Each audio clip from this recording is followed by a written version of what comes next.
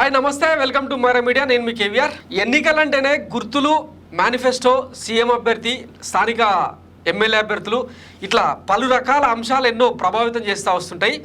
అయితే ఈ నేపథ్యంలో కూటమికి సంబంధించిన 3 గుర్తుల మధ్యలో కన్ఫ్యూజన్, ఆయా అభ్యర్థులు అంటే మళ్ళా వాటి కోణంలో జరిగే, ఆయా అసెంబ్లీ పరిధిలో జరిగే పార్లమెంట్ నియోజకవర్గాల అభ్యర్థులు, ఇట్లా అన్ని పెద్ద కన్ఫ్యూజన్ ఏర్పడింది. కూటమిలో 3 గుర్తులను ప్రచారం చేయాలి, ఒక్కొక్క అసెంబ్లీలో క్రాస్ ఓటింగ్ జరుగుతుందేమో అన్న భయం ఒకటి, పార్లమెంట్లో మరికొంతమంది అంటే ఉమ్మడి గుర్తు అనేది లేకుండా పోవడంతో 3 పార్టీల మధ్య ఓట్ షిఫ్టింగ్, ఓట్ షేర్ ఎట్లా సాధ్యం అన్నది ఇప్పుడు కూటమిలో నేతలందరినీ తలపట్టుకునేలా చేస్తుంది.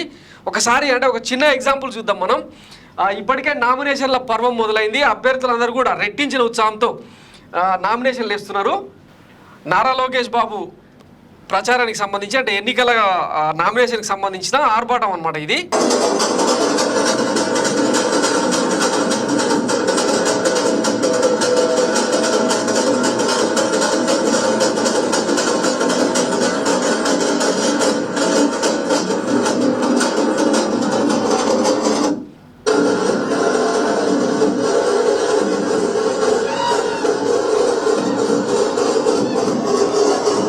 సో ఇక్కడ గమనించారా, జనసేన జెండాలు, బీజేపీ జెండాలు, తెలుగుదేశం జెండాలు 3 కనిపిస్తున్నాయి అనమాట. 3 గుర్తులను ప్రచారం చేసుకోవాలి.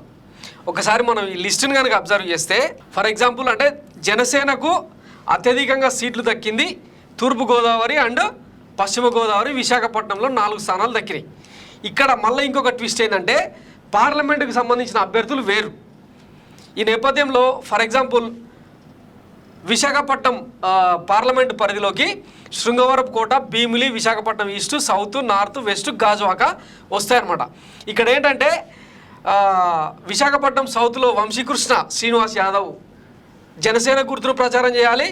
అలాగే విశాఖపట్నం నార్త్లో విష్ణుకుమార్ రాజు బీజేపీ గుర్తును ప్రచారం చేయాలి.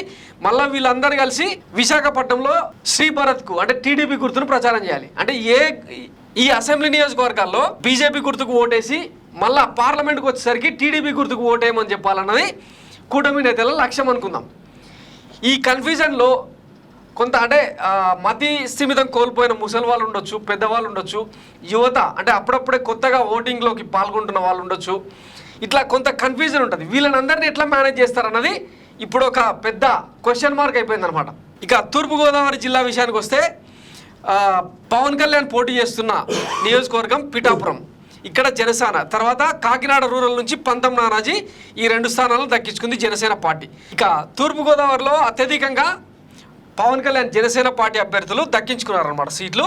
ఇక్కడ చూస్తే మనం తుని, ప్రతిపాడు, పిఠాపురం, కాకినాడ రూరల్, పెద్దాపురం, కాకినాడ సిటీ, ఇవన్నీ కూడా జగ్గంపేట, ఇవన్నీ కూడా కాకినాడ పార్లమెంట్ పరిధిలోకి వస్తాయి. ఇక్కడ పిఠాపురం అండ్ కాకినాడ రూరల్లో జనసేన గుర్తును ప్రచారం చేయాలి. అలాగే అనపర్తిలో బీజేపీ గుర్తు శివకృష్ణరాజు గుర్తును ప్రచారం చేయాలి.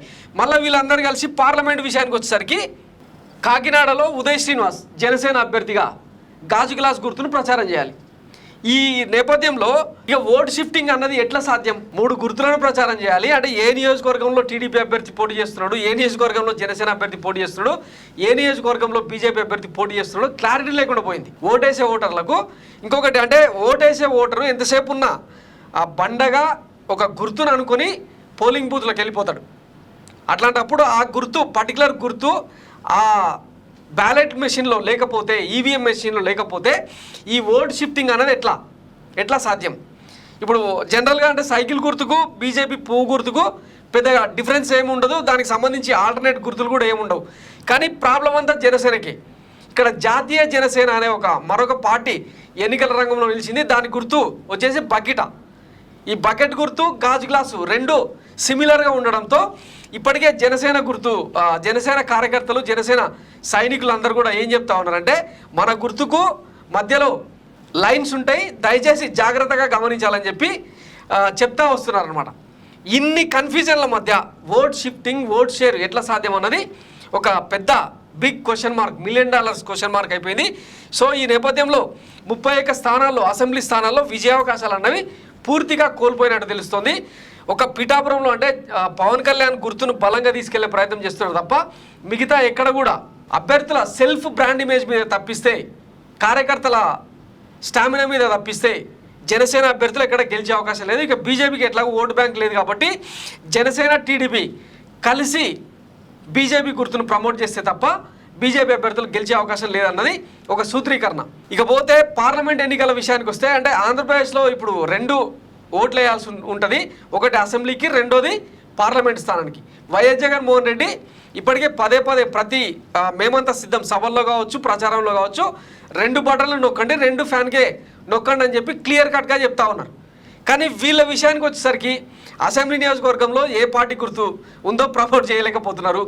సేమ్ టైం పార్లమెంటుకు సంబంధించి ఇప్పటికే అంటే బీజేపీకి సంబంధించి 6, జనసేనకు సంబంధించి 8. ఈ 8 నియోజకవర్గాల్లో ఒక్కొక్క నియోజకవర్గంలో ఇంచుమించు 7 స్థానాలు ఉంటాయి. 56 స్థానాల్లో ఇప్పుడు ఈ కన్ఫ్యూజన్ పెద్ద ఎత్తున క్రియేట్ అయింది. 56 ప్లస్ ఒక 8, 62 స్థానాలకు సంబంధించి మొత్తం ఒక పెద్ద కన్ఫ్యూజన్ క్రియేట్ అయిందనమాట. వీటిని ఎట్లా ట్యాకిల్ చేస్తారు?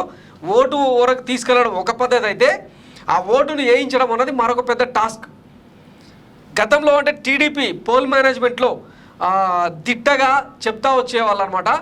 లోపల కూర్చున్న బూత్ ఏజెంట్ల దగ్గర నుంచి ఓటింగ్కి తీసుకెళ్లే వరకు ప్రతిదీ పకడ్బందీగా అమలు చేసేవాళ్ళు.